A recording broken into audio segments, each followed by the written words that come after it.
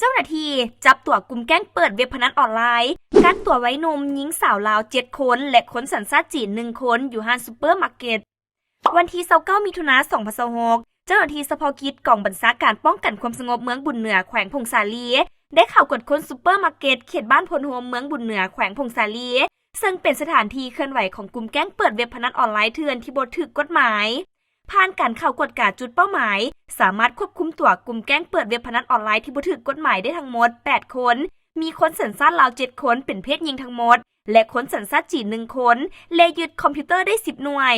ผ่านการสืบสวนสอบสวนของเจ้าหน้าที่เห็นว่ากลุ่มแก๊งดังกล่าวยังเป็นเยาวชนซึ่งอยู่ในระหว่างอายุ 13-15 ปี ดังนั้นทางเจ้าหน้าที่จึงได้มีการศึกษาอบรมแล้วปล่อยตัวกลับคืนสู่ครอบครัว